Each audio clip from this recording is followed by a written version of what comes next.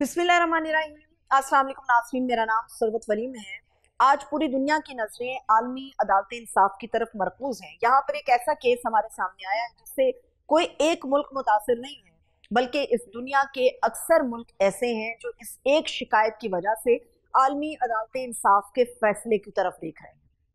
कई हजार सफात के ऊपर मुश्तमिल ये शिकायत थी, ये तफसीलात थी जो आलमी अदालत इंसाफ को फराहम की गई। इसमें किसी एक शख्स के कत्ल का मामला नहीं है, इसमें लाखों करोड़ों लोगों के कत्ल का मामला है। और ये मामला ऐसा है जिसको हल करना, जिसके ऊपर कानून साजी करना बड़ा ही जरूरी है। और शायद बहुत सारे ममालिक इस पे मायूस हैं, इसीलिए आलमी अदालत इंसाफ की तरफ रुख किया गया है। अब ये जो करोड़ों लोगों के कत्ल का मामला है, ये वजह है मौसमियाती तब्दीलियों की, जिसकी वजह से पूरी दुनिया के अंदर जो तरक्की पजीर ममालिक है या वो जजीरे जो तरक्की याफ्ता ममालिक के साथ किसी ना किसी हैसियत में जुड़े हैं, वो शदीद मुतासिर हो रहे हैं। अगर हम बहुत दूर नहीं जाते तो पाकिस्तान की रिसेंट एग्जाम्पल हमारे सामने मौजूद है कि किस तरह से बदतरीन किस्म की बदतरीन नौयत के सैलाब यहाँ पर फूट रहे हैं। बारिशें अनप्रडिक्टेबल हैं, कहीं नहीं पता कि कहाँ से कुछ पानी फूटेगा और वो आबादियों को अपने साथ बहाता हुआ ले जाएगा।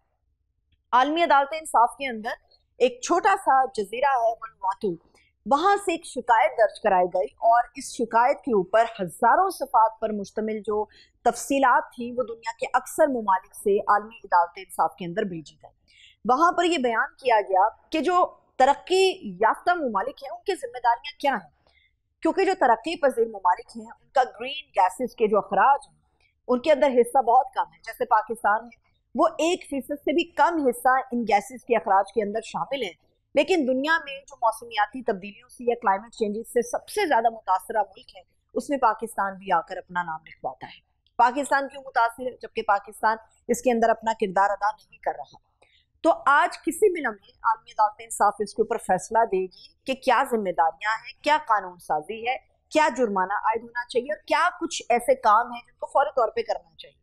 अब जो ममालिक तरक्की याफ्ता हैं वो इसके ऊपर एतराज उठा रहे हैं। उनका एतराज उठाने की वजह ये है कि वो ये कहते हैं कि इससे पहले अक़वाम मुत्तहिदा का एक फ्रेमवर्क ऑलरेडी मौजूद है जो कन्वेंशन ऑन क्लाइमेट चेंज के नाम से है, जो पहले ही बहुत सारे ममालिक को उनके जिम्मेदारियों के हवाले से अपडेट करता है। एक नए किस्म के कानून साजी वो दुरुस्त या जायज नहीं होगी, लेकिन इस वक्त तरक्की याफ्ता ममालिक और वो ममालिक खासतौर पर जो इससे मुतासिर हैं, उन्होंने आलमी अदालत इंसाफ से इस वक्त रब्ता किया है और आज फैसला किसी भी लम्हे आएगा। और ये जाहिर किया जा रहा है कि ये फैसला कई सौ सफात के ऊपर मुश्तमिल हो सकता है। जहां तक पाकिस्तान का ताल्लुक है, मैंने आपको बताया कि पाकिस्तान का ग्रीन गैसेस के अखराज के अंदर जो हिस्सा है वो 1% से भी कम है, लेकिन सबसे ज्यादा मुतासिर होने की जो कीमत पाकिस्तान अदा कर रहा है उसकी कुछ वजूहत हैं। उसमें सबसे पहले पाकिस्तान का जो आप एक नक्शा है उसको समझ लीजिए। पाकिस्तान के अगर शुमाल में आप देखते हैं तो दुनिया के सबसे बड़े ग्लेशियर्स पाकिस्तान के शुमाल की तरफ हमें नजर आते हैं, जिसमें कोहमालिया है, हिंदुकश है और इसके अलावा जो पराक्रम है उसके ग्लेशियर्स हमारे शुमाल की तरफ मौजूद हैं। अगर आप पाकिस्तान के जनूब की तरफ जाते हैं तो पाकिस्तान के जनूब के अंदर आपको समुद्री साहिल नजर आते हैं, जिसमें कराची का बहुत बड़ा समुद्र का साहिल है, बलूचिस्तान के साथ एक समुद्री साहिल की बहुत बड़ी पट्टी जो है वो मौजूद है। शुमाल और जनूब के जो दरमियान का पूरा हिस्सा है पाकिस्तान का, वो या तो सहराई है या फिर वो ज़रई इलाका है। अब जो दरमियान का हिस्सा है वो किस तरह से मुतासिर होता है इसको समझना बड़ा जरूरी है। पाकिस्तान के हमसाया के अंदर इस वक्त चीन मौजूद है, और अगर हम चीन की हद तक बात करें तो दुनिया के 100 से ज्यादा ममालिक को भी अगर आप इकट्ठा कर लें और आप ये समझ लें कि 100 से ज्यादा कंट्रीज जो है वो ग्रीन गैसेस के अखराज के अंदर अपना किरदार अदा कर रहे हैं या वो एक माहौल को नुकसान पहुंचा रहे हैं, तो चाइना एक 100 से ज्यादा ऐसी कंट्री से ज्यादा इन गैसेज का अखराज कर रहा है, जिसकी वजह से पूरी दुनिया इसमें शदीद मुतासिर हो रही है। पाकिस्तान और हमसाया चीन अब ये साथ साथ है।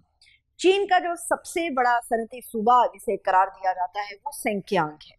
सिंकियांग पाकिस्तान के करीब तर लगता है। ऐसा नहीं है कि चाइना जानबूझ के पाकिस्तान के माहौल को आलूदा कर रहा है या पाकिस्तान के जो क्लाइमेट चेंजेस है वो पाकिस्तान में चाइना की वजह से पेश आ रहे हैं, लेकिन इनडायरेक्टली चाइना सबसे ज्यादा इसके अंदर अपना किरदार अदा कर रहा है। अमेरिका भी है, रूस भी है, कई और ममालिक है, लेकिन चूंकि हम पाकिस्तान के हवाले से बात कर रहे हैं, पाकिस्तान में आने वाले सैलाब, यहाँ पे क्लाइमेट चेंजेस की बात कर रहे हैं, तो चाइना इनडायरेक्टली पाकिस्तान को जो है वो नुकसान पहुंचा रहा है, क्योंकि चाइना के अंदर जो एक पूरा यूनिट काम करता है, इकोनॉमी की रन करती है, तो सबसे बड़े कोयले के जखीरे हैं और सनतें बहुत बड़े हैं, और उसकी वजह से इनडायरेक्टली पाकिस्तान के अंदर असर आता है। अब जब वहां से दर्जा हरारत बढ़ता है तो ऐसी सूरत में वो पाकिस्तान के ग्लेशियर्स को अटैक करता है।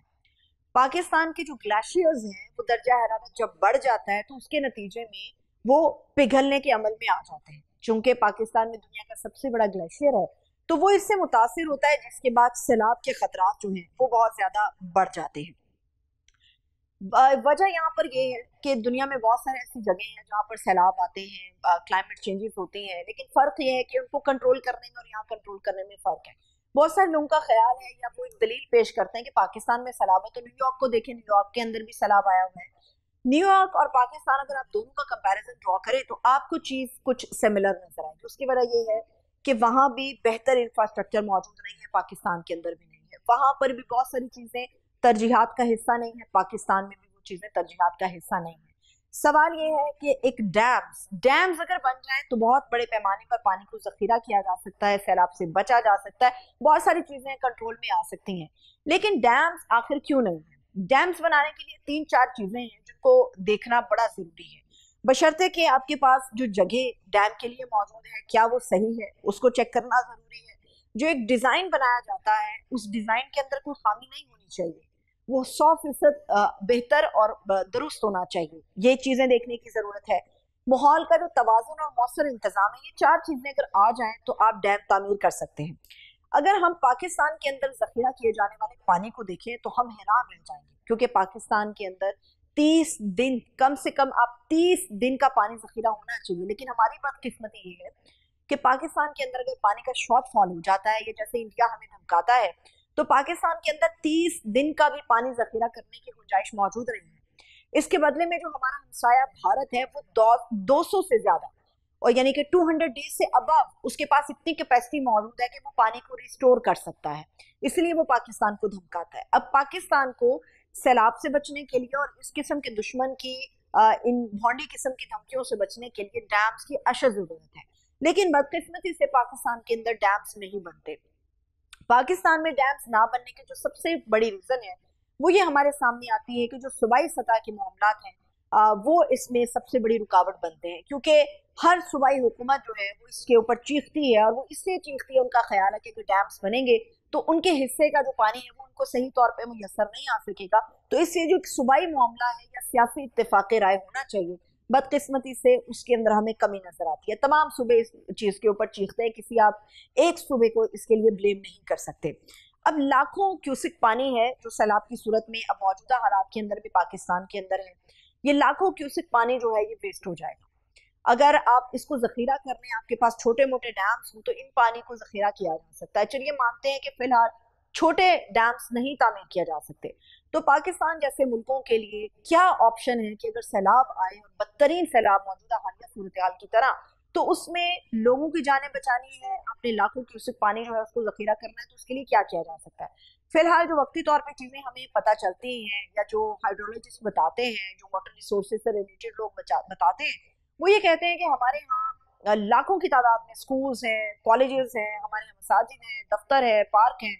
तो आप इनकी जो बलाई सतह है वहां पर बड़ी बड़ी टैंकियां बना सकते हैं। वहां पर इन टैंकियों में इस पानी को जखीरा करने की जो ऑप्शन है उसका इस्तेमाल किया जा सकता है। इसके अलावा ये भी बताया जाता है कि जो हमारे तालाब हैं या झीलें हैं, बहुत सारी झीलें हमारी बंद हैं, बहुत सारे तालाब हमारे खुश्क पड़े हुए होते हैं।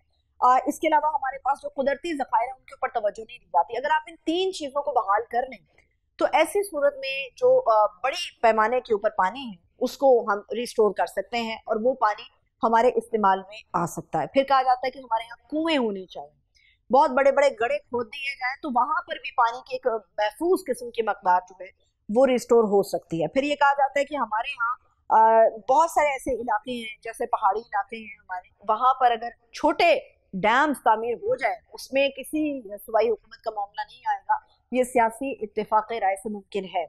तो इन चीजों से लाखों क्यूसिक पानी रिस्टोर होगा, बिजली के मसाइल हल होंगे, ज़रूरी पैदावार हमारी बेहतर होगी, सैलाब के खतरा से निपटा जा सकता है। खासतौर पे जो क्लाइमेट चेंजेस हैं वो किसी भी सूरत में हो तो पाकिस्तान जैसे मुल्क उसमें अपना किरदार अदा करके उनको बचा सकते हैं। लाखों जानें भी बचाई जा सकती हैं, घरों की तामीरात को भी बचाया जा सकता है, और यहाँ पर आने वाले जो नुकसानात है उससे बचा जा सकता है। लेकिन मामला वहीं पर है कि तरजीहात की कमी है, यहाँ पर सियासी इत्तेफाक राय की कमी, और यही वजह है कि क्लाइमेट चेंजेस के लिए हम बैरूनी दुनिया से फंड्स की सूरत में तो अपनी इमदाद देखते हैं, लेकिन बदकिस्मती से इसके अंदर जो तरजीहात शामिल होनी चाहिए अंदरूनी लिहाज से वो हमें नजर नहीं आती। इजाजत दीजिए, अपना ख्याल रखिए, खुदा।